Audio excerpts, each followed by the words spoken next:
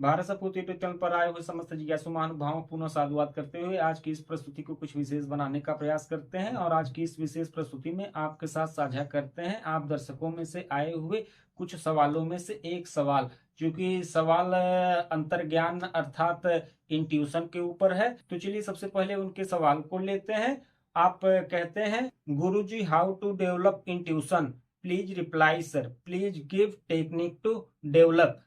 और पुनः ये किसी अन्य प्रस्तुति पर भी इसी विषय के बारे में अपनी जिज्ञासा को जताते हैं। उसमें भी आप कहते हैं, Guruji how to listen intuition to how ask questions and get answer by intuition, please reply Guruji. तो चलिए प्रस्तुति को आगे बढ़ाते हैं और आपको विदित कराते चलते हैं कि आप ज्ञान की धरती पे जन्म ही लिए हैं, बड़े पुनीत कर्म आपके एक साथ अर्जित हुए हैं। सो आपको इस कालखंड और इस भूखंड में इस मानव शरीर का एक अवसर रूप प्राप्त हुआ है, जिसे आप जीवन कह लें ये अलग की बात है, किंतु यह एक अवसर है।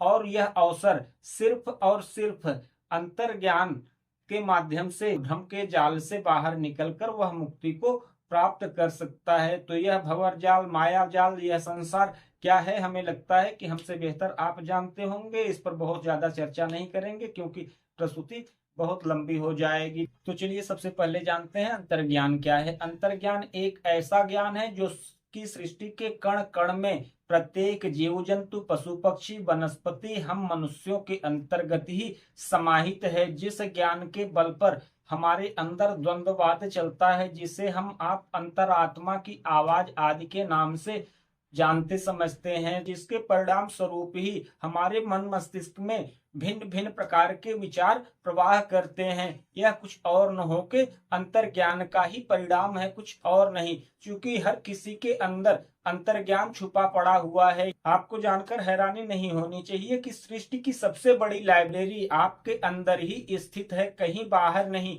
आपको कहीं बाहर से कोई पुस्तक, ग्रंथ आदि पढ़ने की आवश्यकता नहीं। यदि आप अपने अंदर स्थित उस लाइब्रेरी को जान समझ लिए, उस लाइब्रेरी तक पहुंच गए, तो यह मान के चलिए कि आपका यह अंतर्ज्ञान स्वतः ही डेवलप हो जाएगा।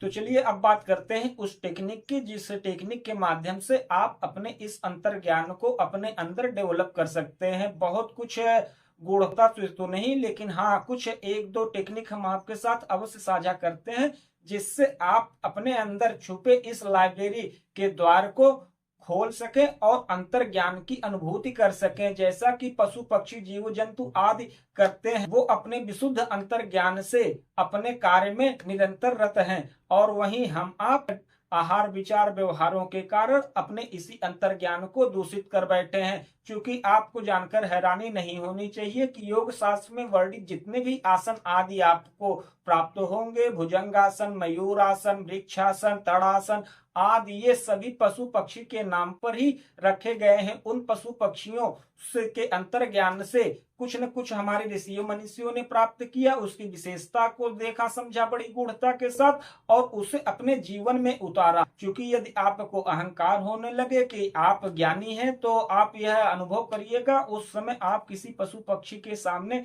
जाकर खड़े हो जाइएगा। जानवर, जानवर का अर्थ ही होता है जानने वाला, जो कि सब कुछ जान रहा है। अब आप कहेंगे कि ये जो पाशविक व्यवहार जानवर आदि करते हैं, तो ये क्या है, तो इसके लिए भी आपको विदित कराते चले, क्योंकि पशुओं को उनके मूल का ज्ञान है, क्योंकि उनके पास अंतर्ज्ञान जागृत है। इससे वो ये जानते हैं कि उनके ऊपर कर्म का भार नहीं लद रहा है, जैसा कि हम मानवों पे लागू है। कर्म का फल हम मानवों पे लागू है, उन पशु पक्षी पर नहीं। आपको गूढ़ बात एक और बता दें, जो हमारे यहाँ वर्ण व्यवस्था की संरचना की गई है, वर्ण व्यवस्था के अंतर्गत आने वाले हम मानव ही हैं, ये पशु नहीं। तो वर्ण व्यवस्था में जो लोग आते हैं, उनमें सिर्फ एकमात्र वर्ण ऐसा है जिस पर कि उनके कर्म का फल नहीं लगता। यदि वो अपने कार्य पर अविचल हैं, तो वो वर्ण कौन सा है, वो वर्ण है शूद्र। बाकी तीन वर्णों पे अपने कर्म का फल लगता ही लगता है। इन बातों पर बहुत विशेष जोर न देकर बड़ी विस्तार से चर्चा नहीं करेंगे। मान्यता जो हमारे समाज में प्रचलित है उससे आप भी अवगत हैं और हम भी अवगत हैं। तो चलिए अब प्रस्तुति को आगे बढ़ाते हैं और उस तकनीक और उस टेक्निक के बारे में बात करते हैं, जिस टेक्निक के माध्यम से, जिस अभ्यास के माध्यम से हम अपने अंतर ज्ञान को डेवलप कर सकते हैं। तो उसके लिए आपको, चूंकि अंदर से जो शरीर हमारे नाड़ी समूह मल के साथ पड़े हुए हैं, इस कारण से वो ऊर्जा जो कि अंतर ज्ञान एक ऊर्जा के रूप में प्रवाहित होता है, वो ऊर्जा जो ही मल के संपर्क में आते हैं वो भी मलिन हो जाते हैं। वही कारण है कि हमारे विचार भी गंदे गंदे से प्रवाहित होते हैं। इसके लिए आपको सबसे पहले करना यह है, चूंकि अंतर ज्ञान के लिए सीधा सीधा बताना हो तो हम आपसे कहते हैं कि आप योग और ध्यान कर लीजिए, किंतु इससे बात नहीं बनेगी। अब आप कहेंगे कि कौन सा योग कौन सा ध्यान कर ले, तो चलिए उन तकनीक के बारे में जानते हैं जिन तकनीक के माध्यम से हम अंतर ज्ञान को अपने अंदर डेवलप कर सकते हैं। चूंकि हमारा शरीर मल से भरा पड़ा हुआ है, तो सबसे पहले आपको ध्यान देना है कि ये केन प्रकार किसी भी प्रकार से अपने शरीर और नाड़ी समूह को स्वच्छ करना है आपको। अब आप यह स्वच्छता शरीर की जो है बाहर से न समझ लीजिएगा। बाहर से तो आप साबुन, शैम्पू, तेल, लोशन आदि लगा के शरीर को साफ ही कर लेते हैं, स्वच्छ कर लेते हैं, परफ्यूम मार के दमका लेते हैं, लेकिन यह दमक आपके शरीर के अंदर होनी चाहिए। यह स्वच्छता आपके शरीर के अंदर होनी चाहिए। कहने का आशय यह कि आप अपने शरीर और शरीर में स्थित नाड़ी समूहों का शोधन कर दें। अभिप्राय कि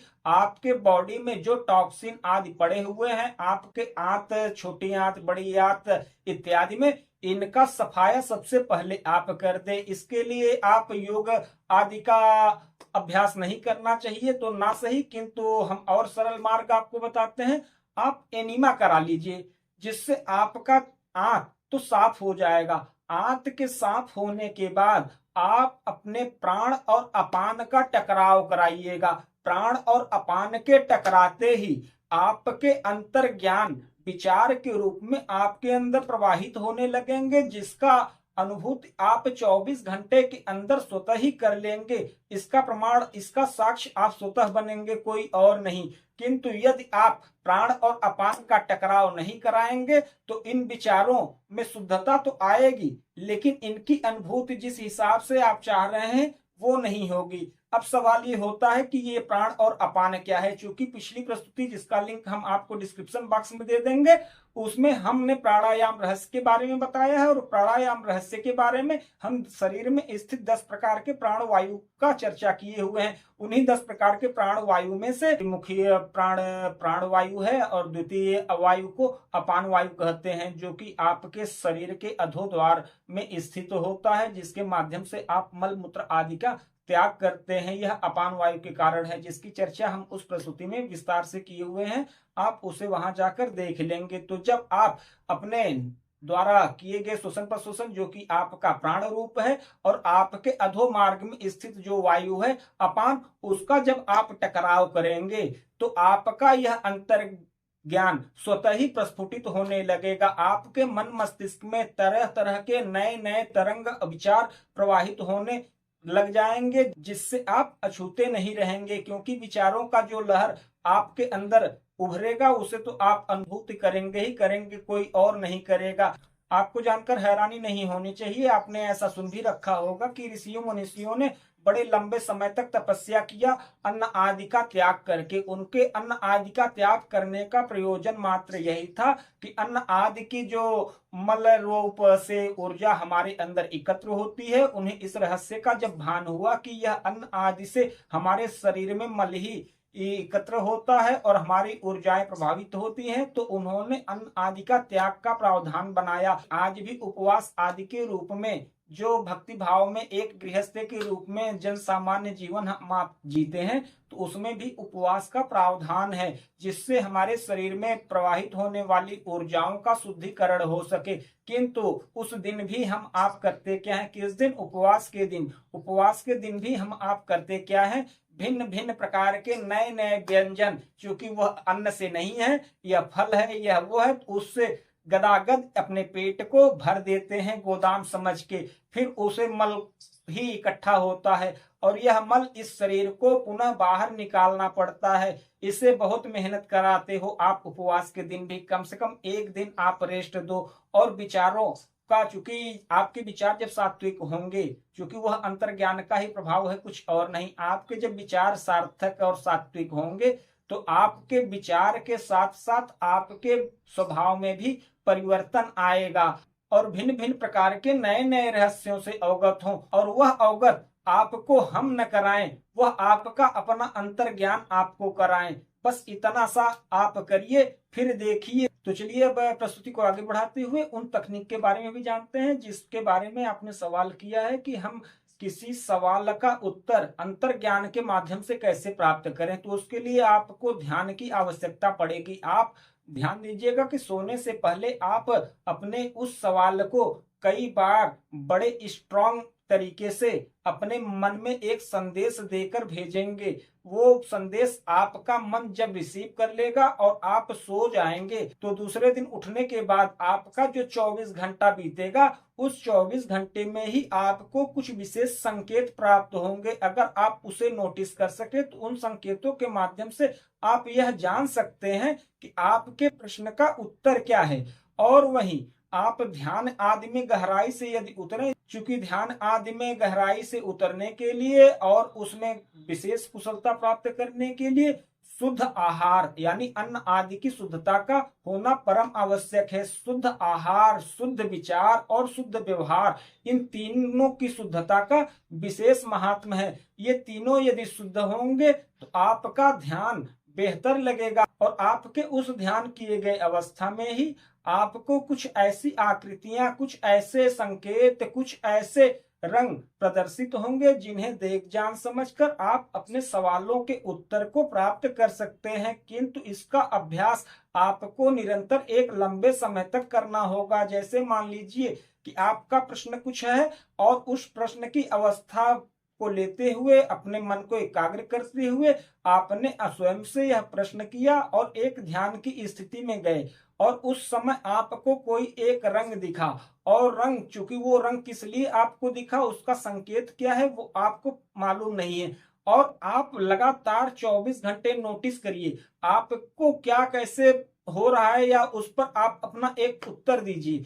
जो उत्तर उस पर आ रहा है तो वो उत्तर अगर पॉजिटिविटी को दर्शाता है, अगर वो वैसा हो रहा है तो समझिए कि वो तो पॉजिटिविटी के लिए, वह उत्तर सही बताने के लिए दिया है। और वह अगर निगेटिविटी में आ रहा है तो समझिए कि यह इसका उत्तर नहीं है, यह निगेटिविटी को दर्शाने के लिए यह कलर आपके समक्ष उपस्थित हुआ। तो धीरे धीरे ऐसा आप जब निरंतर अभ्यास करते जाएंगे, 2 4 10 20 50 प्रिडिक्शन स्वयं में करते जाएंगे तो आपको वास्तविकता का अनुभव स्वतः ही होने लगेगा।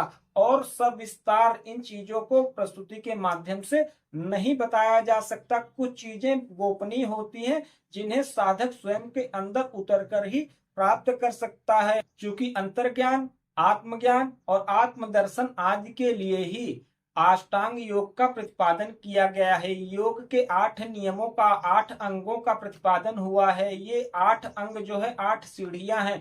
एक एक सीढ़ी आप क्रम से चढ़ते जाएं, आप इन अंतर्ज्ञान, अंतरात्मा अथवा आत्मदर्शन की स्थिति को स्वतः ही प्राप्त कर लेंगे। तो इन अष्टांग योग दर्शन का क्रम से आप, चूंकि सीढ़ी बाई सीढ़ी एक एक क्रम से यदि चढ़ेंगे तो उत्तम होगा। आप किसी एक अंग से भी इसका अभ्यास करेंगे किंतु उसका परिणाम कुछ अलग होगा, जिसके बारे में हम विशेष चर्चा इस प्रस्तुति में तो नहीं कर पाएंगे क्योंकि प्रस्तुति बहुत विस्तारित होता जा रहा है। सो आज की इस प्रस्तुति में यहीं तक, मिलते हैं किसी अन्य प्रस्तुति में, तब तक के लिए